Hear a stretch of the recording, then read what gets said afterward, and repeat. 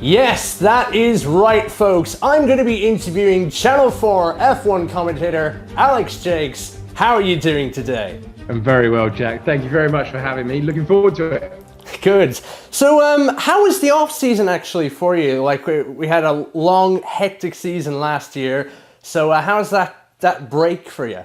Yeah, required, necessary. I think after a season as intense as last year, you always need a few weeks to actually go and see friends and family and see people that you've not seen for the last 9 months, and catch up with an entire trip to the pub over and over and over again. But no, good to catch up with everyone. Nice to recharge the batteries, but then you can't wait to get started all over again. Yeah. So I thought we'll get into the F1 stuff a little bit later because you've done various other racing series and sports before F1. So I thought I'd ask you, how did you actually get into commentary? I think you get two types of commentators. I think you get commentators who fall into it by accident, and then you get people like me who've wanted to do it for a very, very long time. So I always knew I wanted to do that. The short version of it is that I got a chance to do some BBC local radio, and then I just kept saying yes to anything they offered me. Whether I knew the sport, when I didn't know the sport. Can you do a handball test event? Yes, I can. Can you do fencing? Yes, I can. Can you turn your hand to rugby one week? Yep, that's not a problem. My first love was always motor racing. I always hoped I'd get to motor racing, but I did a lot of football. And then you get other opportunities. Someone from a sports agency will say, can you cover this game? And it basically blossomed from there. It snowballed, and then I got an opportunity to interview for the GP2 and GP3 job, now Formula 2 and Formula 3 job, with what is effectively now F1 TV. And they gave me the chance of a lifetime to cover the sport I love. So you eventually got the Formula 2 and the Formula 3 gig. You still do Formula 2 to this day. Formula 3, I know you've hung up the microphone for that. But what was it like doing the junior series for Formula 1? And what's it like doing that? It's brilliant because you get to see the drivers that the world is going to know the name of before the world knows the name of them. So you get to see the early parts of the parts of their character that inform why they're good, the things that they need to improve, the rawness, just the raw ability of a young athlete. And, I've used this example before. I'll use it again. It's like seeing a band before they're big. You just get to see the talent. And then the really pleasing thing if they're able to get that amazing chance to go to Formula 1 is that you get to see them grow up as athletes, grow up as people, and then just shave off some of the rough edges and become the stars that are known the world over. And you also did as well the Indianapolis 500, only a while ago it was. But what was it like covering the Indianapolis 500 for the UK audiences? That was absolutely phenomenal. That's one of the biggest races in the world, and to get a chance to do that, I mean, that broadcast is only filling in, such is their love of running a quick ad break on the official broadcast, that on the UK broadcast, you're just filling the gap of the adverts for the American network. And that's more than enough work across a 3-hour race. Yeah, strange Indy 500 to cover that because it was in August, which is all kinds of wrong. There was no one there because it was mid-pandemic era.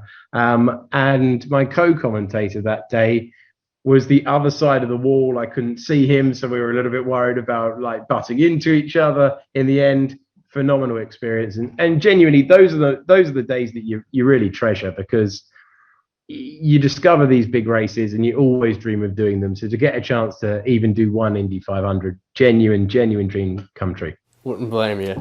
And eventually you got the big dream, which was the F1 gig, originally at F1 TV, now at Channel 4. What was it like getting the Formula 1 gig? Yeah, a bit of well, the first Formula 1 gig was a progression. So with F1 TV, it was a natural progression in that they had a side channel that they wanted to develop. They had a lot of very talented young people there on the production side that they basically wanted to do something with, and they were like, we might need a commentator, so you're here. So we got to do that, but that was a really fun thing in that you were just able to be as creative as you wanted and to try doing different things. And it was very experimental, and it wasn't anyone's main broadcast, so you couldn't ruin anyone's Sunday. So it was a lot of fun doing it on the Pit Lane channel for F1 TV. And then when a historic, a historic channel like Channel 4 with the amazing history that they've got and a brilliant production company like Whisper phone you up and say, would you like to do it for the British audience? You have to pinch yourself to see if it's real. But it was, and it's a phenomenal experience to work with. I mean, the talent in the team at Channel 4 and Whisper is phenomenal, and it's a lovely warm broadcast from start to finish. I think it's open, I think it's inviting, and we didn't have a bad season to get started with last year. No, I think it was probably maybe the best season to start with last year. And you got some good co-commentators with you, like Billy Munger, David Coulthard, Mark Webber during that. What was it like working with those guys, and really any of the co-commentators you worked with? Because I know you've worked with a fair share in Formula 2 as well.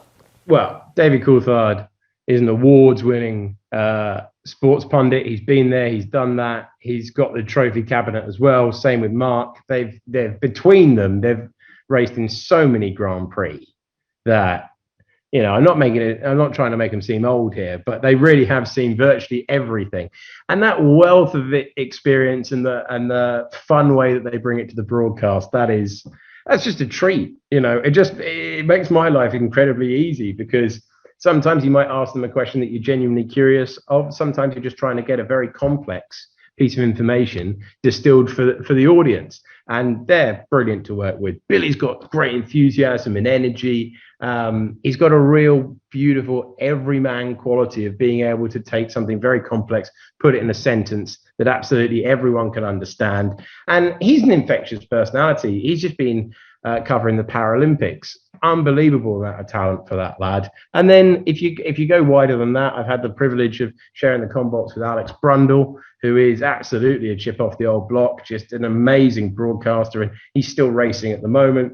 I was in the combox this week with Jolyn Palmer, who is just outstanding in his it's a good job he doesn't want to be a lead commentator, otherwise I think we'd all be in terrible trouble. And of course the greatest, most evocative of all of the co-commentators, the legend that is Davide Valsecchi. I mean, it is like theatre when that man is in a combox with you as co-commentator. He's a master of making the race seem as fun as it always should.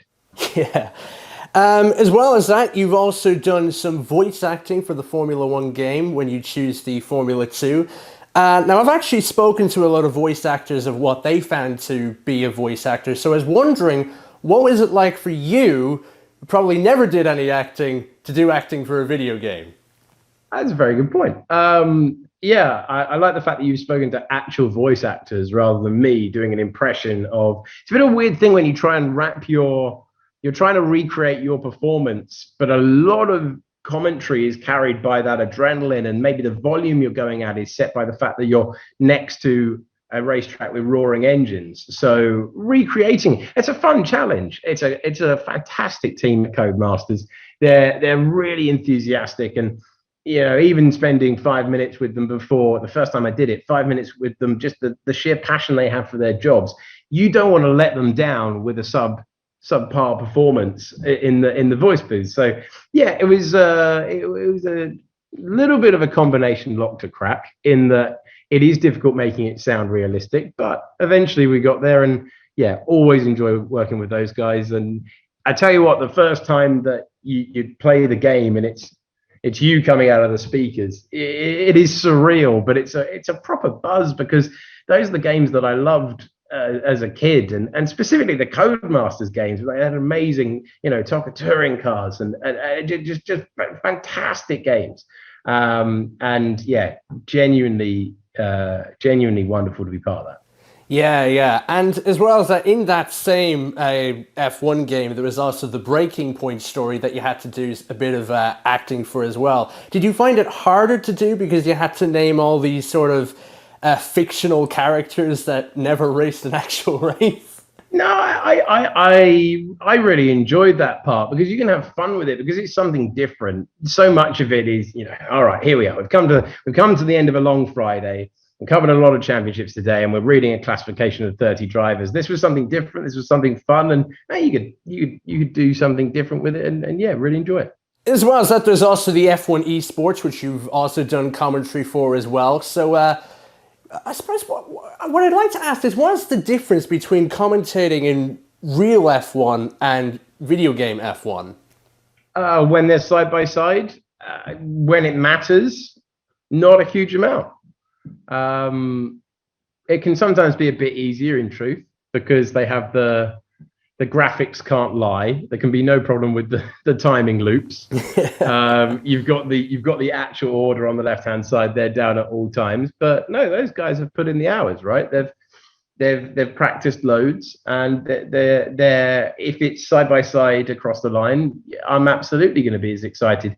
It's the competition. The competition is phenomenal. Now, obviously, there's a different aspect between the real thing and the esports, but when the competition is on the line for a commentator, you're absolutely invested in it. So from that point of view, yeah, there's in the key moments, there's very little difference.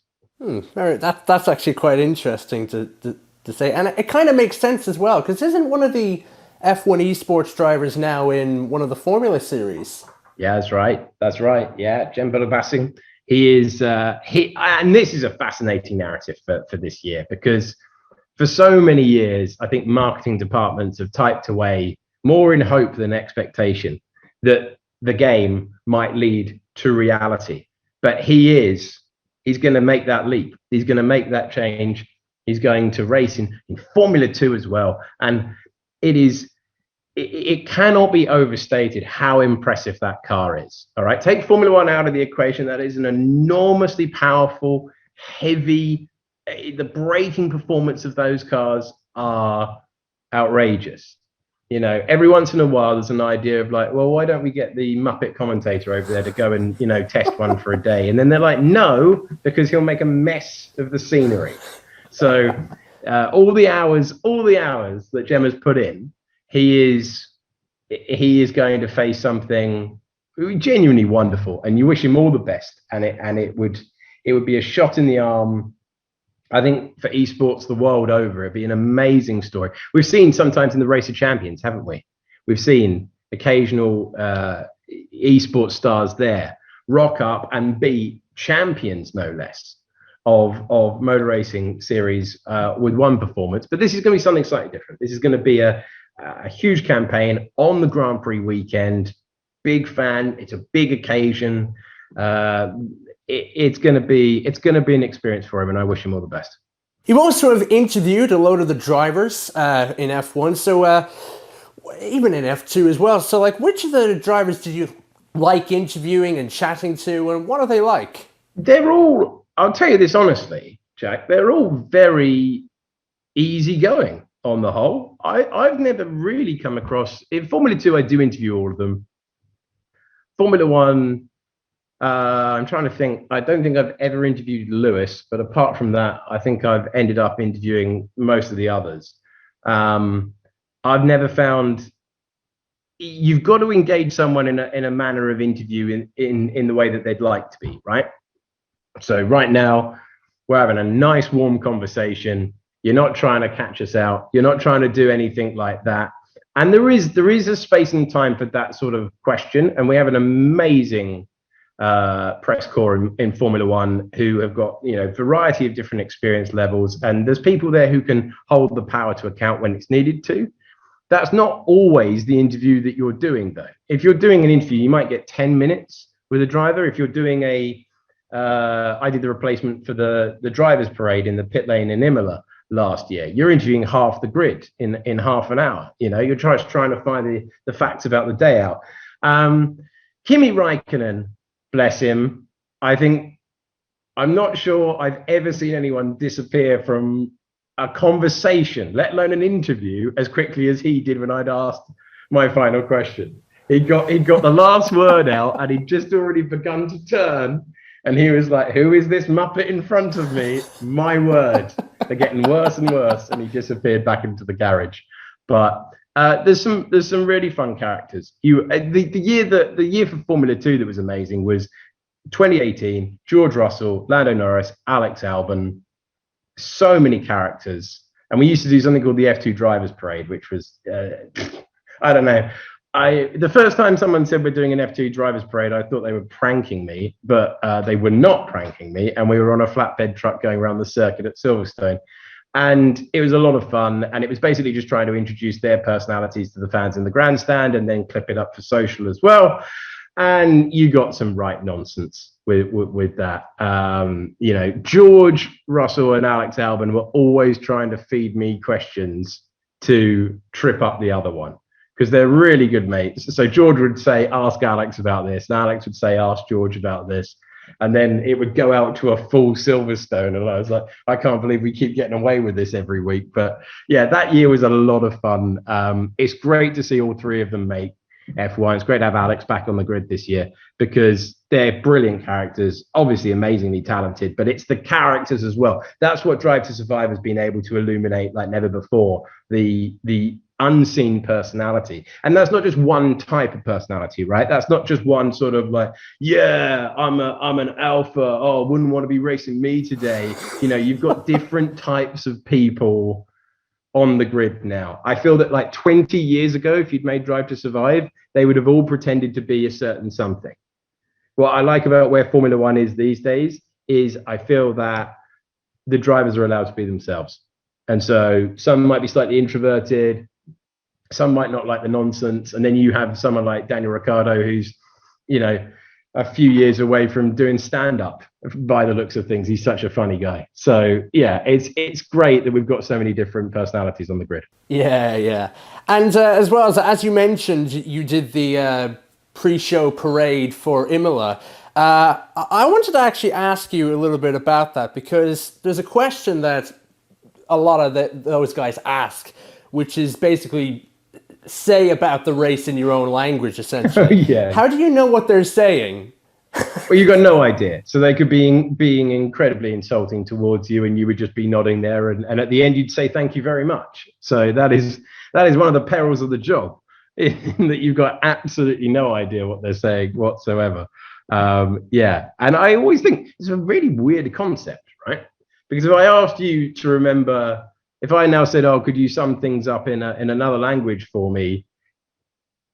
And you're trying to remember what you've been asked, and I've asked them probably 2-3 questions, and that has existed for a very long time in Formula One. It's a bizarre little mechanism that you sometimes see, but yeah, it's needed for broadcasters around the world and fans around the world. But it's a strange thing to, right? Can you just remember the last 5 things that I asked you? Can you now summarize that in your own language? That's a weird part of the weekend. Yeah, that, like, and I know I would, if I was a driver, I would probably take advantage for that and use, like, say something really silly in my own language. Yeah. Like, if you were to ask me that question, I would probably say, like, on wheel catagum dogadion letters, which in Irish means, can I go to the toilet, please? Oh, well, thank God you're not on the grid, you know. But yes. I like it. Don't go giving them ideas, Jack. Don't do this. We've got enough personalities on the grid without this creep in it. Although I'm not doing that. Actually, I've changed my mind halfway through that answer. I'm not doing that role this year. So you're just stitching up the good people of F1 TV. So yeah, I agree. I agree with your approach. Oh God. And have you also met any other pundits on the grid as well, or like worked with any of the other ones in different TV channels or whatnot? Or yeah, you do end up. We're in a strange situation. We're coming off the back of Testing, which is broadcast all over the world, but it's a co-production, but it's run by F1 TV. But you get the strange situation whereby you're commentating, and you've got Crofty and Martin Brundle in the back of the comm box waiting to take over, and that's just a strange turn of events. That's just a weird thing to happen when you've heard. I mean, certainly in Martin's case, when you've been listening to that man's commentary since 1997, and he's at the back of the box. It's just a very weird thing. No, you do. I suppose that's one thing that maybe you don't understand if you don't. Yeah, one thing from the paddock is that you know everyone. You're on the same flights as everyone. There's it only seems that Formula One is capable of booking 5 hotels that the entire sport stay in. So you're constantly bumping into people from other channels, other networks, and yeah, it is a little bit like university in wheels in that regard. In that there's a campus of people that go around the world, and yeah, you just got to you're interacting with those people, even though you might not be on air with them. And what was actually your favorite race to have ever commentated ever? Like, it could be any race from any race series or whatnot. I'll give you an obvious one, and I'll give you a less obvious one. The Silverstone last year. Please, for everyone's sake, remove the controversy from this answer. But I have been watching Formula One since I was 10 years old. It is wildest dream territory to get to do the British Grand Prix live on Channel 4. It just is, right? Some people would say aim higher. I would say I'm completely happy with that. That's what I always wanted to do. That was my ambition. I wanted to call that race. It wasn't Monaco. It wasn't Monza. I wanted to do the British Grand Prix at Silverstone. And I've been so lucky to do it for different channels, but to actually do it for a live TV audience. And it was the first real race that felt like out of the pandemic era. It went from feeling like it was in black and white back to vivid HD again. Fans were there. The atmosphere was there. We had one of the great opening laps of all time. We had an intriguing comeback drive from Lewis Hamilton to try and get through. You could hear the crowd through the comm box window. The whole thing, I don't know. The whole thing was just, it just felt electric. It felt like sport had just been turned back up to 11. And that was just an amazing experience. And I'd say the other one was when you start out as a junior, you're commentating on the junior categories. You're desperate to do a good job for the people who provide amazing pictures, sound, graphics. It's such a talented team down there, and you're very, very aware that you're the front person for you're the words to their pictures, right? So you don't want to do a bad job. And when you get parachuted into that role, it can sometimes take a little while to get up to speed. And I think Hockenheim 2016 for GP2, Pierre Gasly and a driver called Raffaele Marcello side by side to the line in a battle for third place. And that was just such a fun hour and a bit of broadcasting. And I was like, this is what I wanted to do. And I feel like today I have at last, I've done it the way I wanted to do it as well. So that was an amazing race. And that's always when I get asked that, I always think back to that roasting hot day in Hockenheim, because it was just a thriller on a Saturday afternoon, and there's few things better than that. And what race series actually is the most exciting to commentate? Like, would it be F1, or is there maybe like a surprise like the W Series or whatnot? Well, W Series is absolutely phenomenal, and on the Grand Prix weekend, and it's great that it's on the Grand Prix weekend because it's such an environment for so many careers that have stalled, right? So many careers that they've run out of funding, or they haven't had the opportunity, or they've been overlooked, or not only those careers continuing in a fully funded series, but they're on the Formula One weekend. I mean, come on down. It's outstanding. It's a great occasion, and it's great to commentate on that as well. Depends what you want from your motor race. If you want the pinnacle, it's Formula One. There's no argument about that. It's where everyone wants to be. It's why everyone gets in a go-kart in the first place. Unless you're Nicholas Latifi and he came in slightly later, that's another story, right? But it's where everyone wants to be. It's what everyone wants to do, and it's the top of the tree. It matters more. It's intense. It's important. You get a load of overtaking in Formula 2. I mean, I was thinking how many side-by-side races to the line I've done when I was giving that Gasly answer, and at least 5 side-by-side races to the line on the last lap in Formula 2. Such is the quality of Formula 2 that if you can't call a drag race to the line where it gets settled by less than 1/10 of a second, that it's not the sport for you. It's not the championship for you. Formula 3, you're sending 30 cars around. I mean, they all have it's all exciting in different ways, but the sheer overtaking volume, I think Formula 2 is pretty nigh on unbeatable, but you can't argue. Formula 1's the pinnacle. It's where everyone wants to be. And ultimately, it's where everyone wants to broadcast. And they definitely will want to broadcast there after last season, which was pretty hectic, pretty crazy. Title decider on the last race and everything. So, like, I thought we'd go through a couple of highlights of last season. The first one I'd actually really like to go through is Baku. Not necessarily for the race itself, but because I really want to know how loud was Mark Webber's scream. That is a genuinely surreal moment because it's been quite a long day, and we'd done the Formula 2 race. Been quite a long day. I was a really good Grand Prix. Just generally, I was a really one of those tense. You didn't know whether Hamilton was going to be able to get past Perez, and it looked like Verstappen had done enough to win. And then you got a totally different scenario out of nowhere. I mean, a 2-lap shootout and a standing start is just very unusual territory for F1, but not as unusual as Mark Webber is.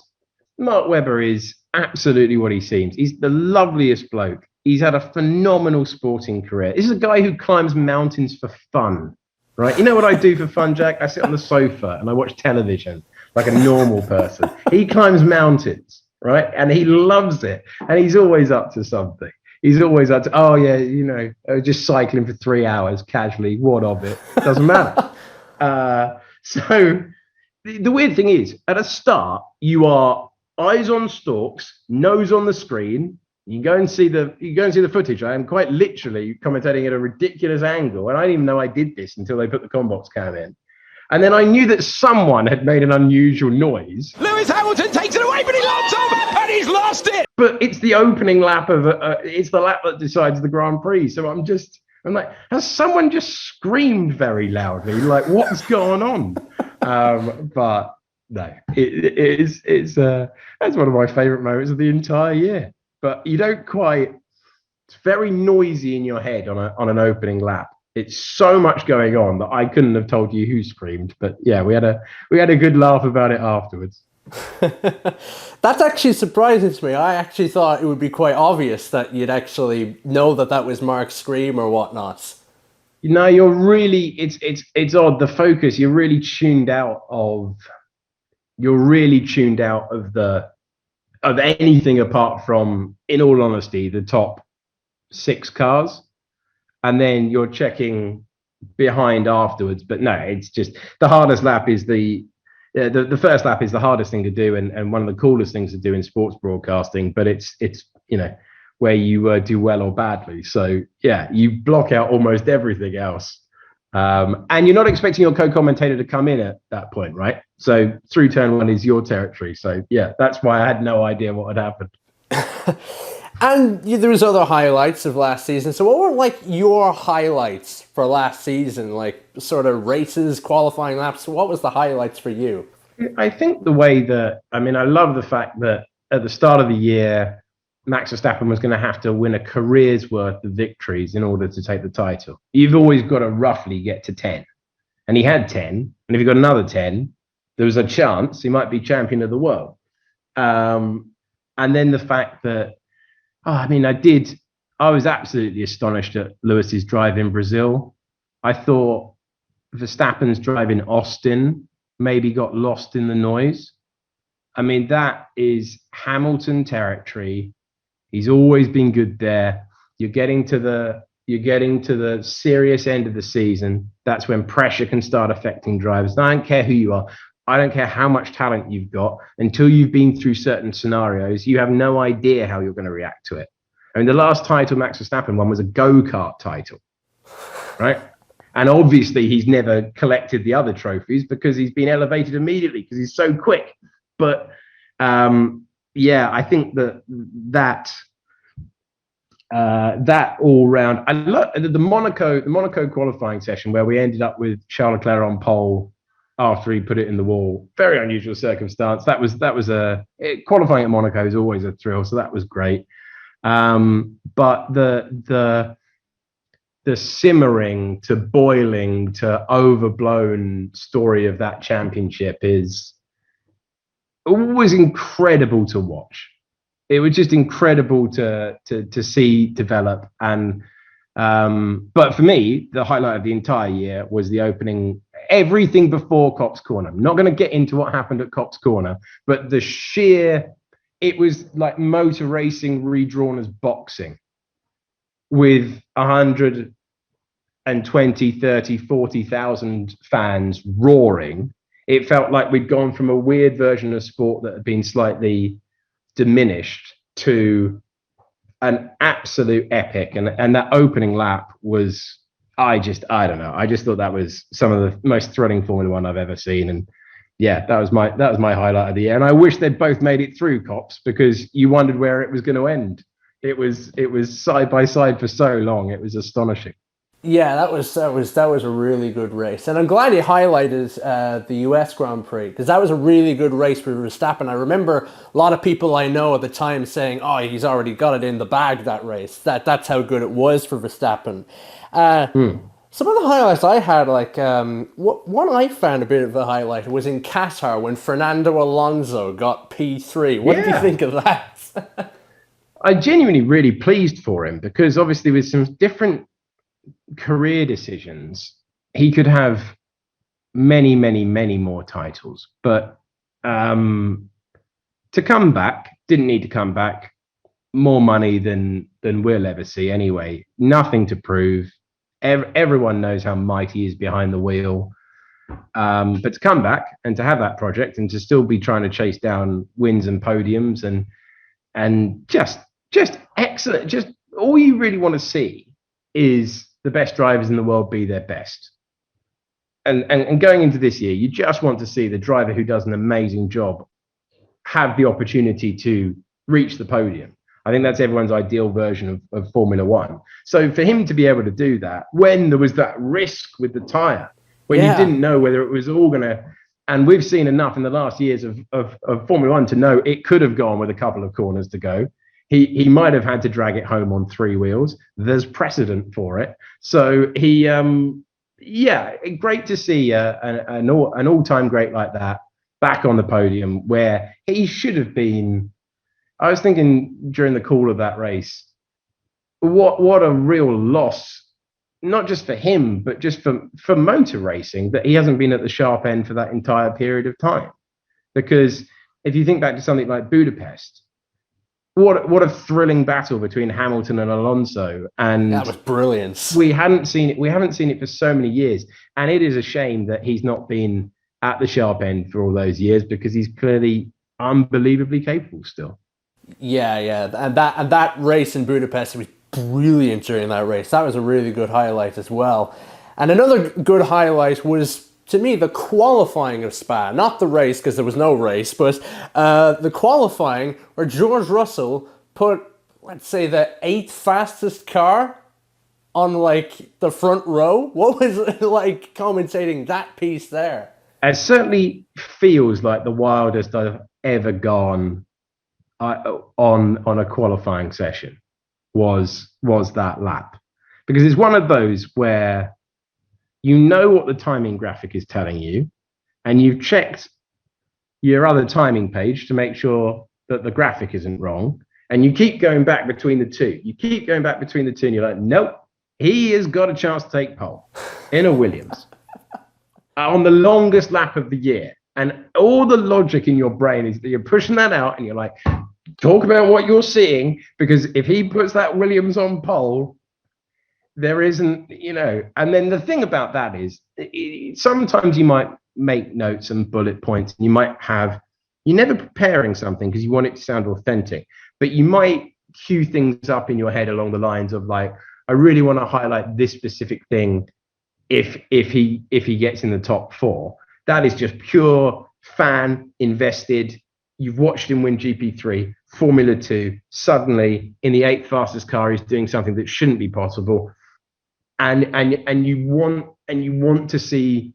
You're just with everyone else. You just nose on the screen at that point, going, can he do what I know as a Formula One fan shouldn't be possible? And until Max went over the line, he had. But that was outstanding. That was absolutely outstanding from him, and a preview of what he will hope is to come this year. Yeah, I hope so, because it was a great drive, and to do it like a similar lap again, even in Russia, getting a third place was that was bonkers. Yeah, he's got an incredible amount of pace. You don't win GP3 and then F2 in your rookie season. You don't do that unless you've got an enormous amount of talent and you're rounded as a competitor. You've got to have so many attributes to be able to do that. But sometimes George's all-round ability clouds the fact that he's incredibly fast on a Saturday. All right, we saw it time and time again. Now, do we know if the car was set up for a Saturday or set up for a Sunday? We don't know how they were approaching that. It's one of the really cool things about this year is that the guy who has had moments of sporadic brilliance got to do it every single weekend. Yeah. So we might as well move on from 2021 a little bit, because we could talk all day about it, and let's talk a little bit about the race directing and driving standards, because sometimes last year the standards of driving, the race directing, stewarding, it was a little inconsistent for a couple of the races, especially Saudi Arabia, Abu Dhabi. There was just bits of problems there. Do you think the race directing and driving standards after all those FIA meetings will be better this year or whatnot? I think the word you used there is probably the best one. I think they'll be more consistent. I think there'll be a need to show you're working from race control. There'll be a need to justify it like never before. And so they've got two very talented race directors in place. I think they're going to change the refereeing process for Formula One. So I think we'll get more consistency, and I think that's a good thing. Yeah, that sounds pretty good. And now we also had the pre-season testing all finished and everything. So what was your thoughts on the pre-season testing and the porpoising as well? That was really weird, the porpoising. Oh, not as weird as calling it porpoising. I mean, it's how I just had so many friends get in contact and say, what is this porpoising? And surely if you're going to come up with a phrase or a word to describe a sensation, it's meant to help, not lead to a minute of further explanation. I mean, bottoming, bouncing, porpoising. Sorry, the thing you mean like a dolphin. I mean, it's so F1, it's unbelievable. Just because we had a term in the 80s, maybe there was a little bit of an opportunity. I mean, the thing is, right, Channel 4 goes out to an audience of, there are going to be people in that audience who are watching because they've found Drive to Survive. There are going to be people in that audience because their family have put it on. There are going to be people in that audience who have read about the new regulations. It's a broadcast. And then, okay, porpoising. All right, folks, here we go. The sensation of the air being accelerated under the car that sucks the car to the ground, eventually stalling the airflow, meaning that it bounces back up in the air before it is sucked down back. And all of this is happening time and time again. I think it's wonderful that the teams with all their technology weren't able to quite anticipate how bad it was going to be. But the terminology, no. Get the marketing department on it, Jack. I want to say something else all year. Oh, God. So, look, I even told my mum about it. I was like, porpoising. She's like, I never heard of a porpoise. I was like, yeah, I mean, it's meant to help people understand. Anyway, sorry. That's it's turning into commentary whinging, which you should never do because it's not a proper job. Like, just all I know is I'm gonna laugh if I end up hearing, and Lewis Hamilton retires due to porpoising. I mean, it just doesn't. It doesn't seem possible. I mean, George Russell thought it would be a safety issue. You're only ever going to get a dramatic moment because of it if the teams go too aggressive with setup. If the teams go too aggressive with setup, it's really going to upset things. So I think you're going to see it a lot in quali.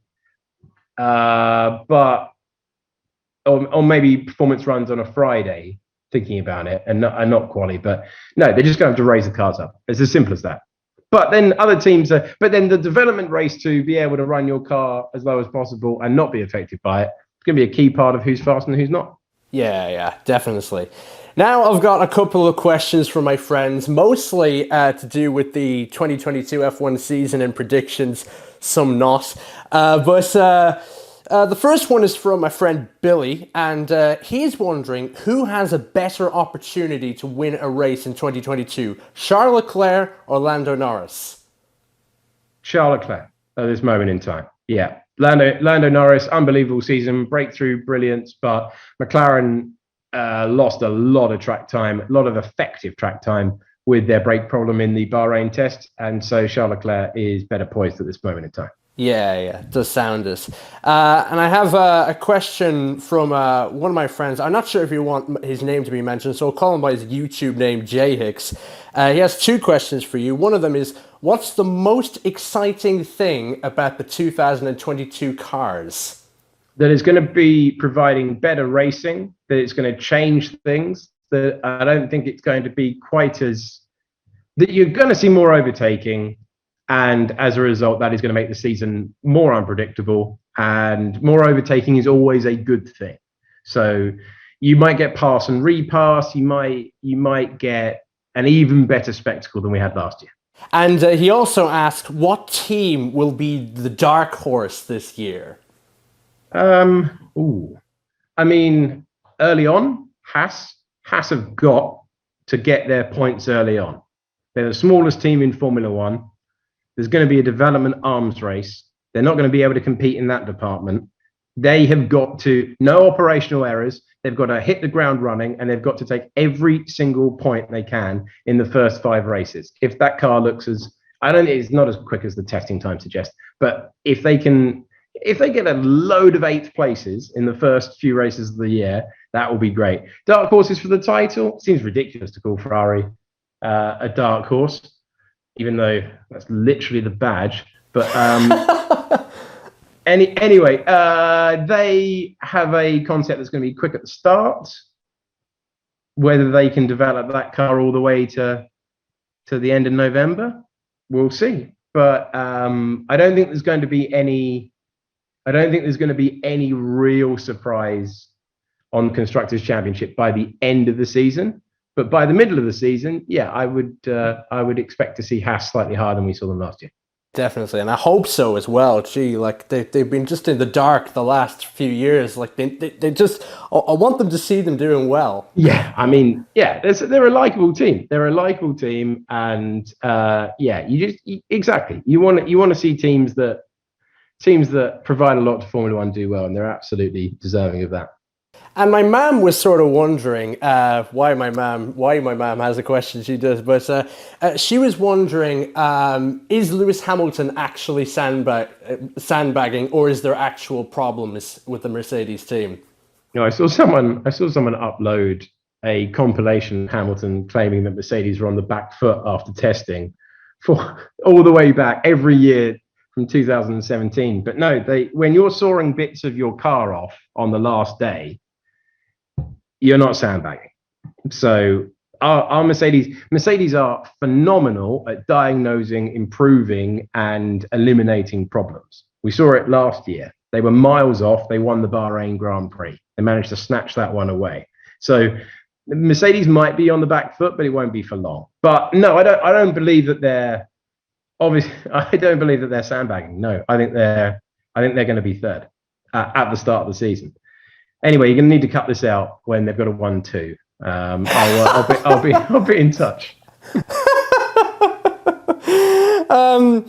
And on to my final questions for you, which are less F1 related.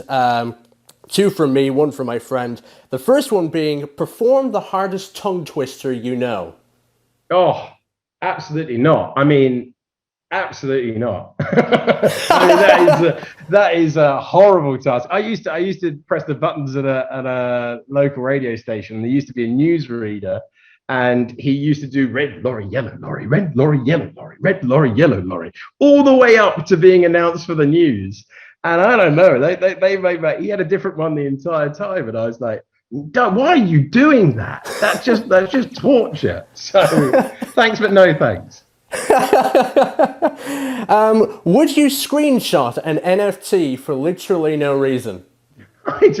I mean, you see people talking about it, and I'm like, well, that's fun. I'm just going to nod along. Because you've said NFT, and I mean, I have a lot of drivers to learn before this start of the new season. Cool, we've moved on to another conversation topic. Great. I think that's probably the funniest answer I've gotten from that. And my final of the questions for my friends is one from my friend James. It's not really more so a question, but I did ask him if I was to speak to an F1 commentator, what would you ask them? And he said he would challenge you to a kart race. So, do you accept his challenge to go kart racing?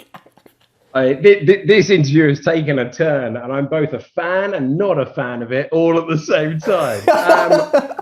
Well, logistics permitting, I'm not going to turn down a challenge like that. I'm going to send that to him. He's gonna laugh when he hears that. Well, Alex, look, it was great chatting to you today, but I know you have other things to do. I know you have the Bahrain Grand Prix to do. So is there any sort of last things you'd like to say? And do you want to plug the socials and whatnot? Oh, you can have a look at the socials if you want to or not. I mean, life is short. Why bother? But I tell you what, it'd be a great thing if people watch Channel 4 F1 this season, because honestly, it's a lovely group of people, and I very much enjoy making Formula 1 television with them. So we'll end it there. And you can find me simply on my YouTube channel, Jack Lucas Caffrey. You're probably already on it if you're watching it on YouTube. But Alex, thank you very much for coming on, and yes, speak to you soon.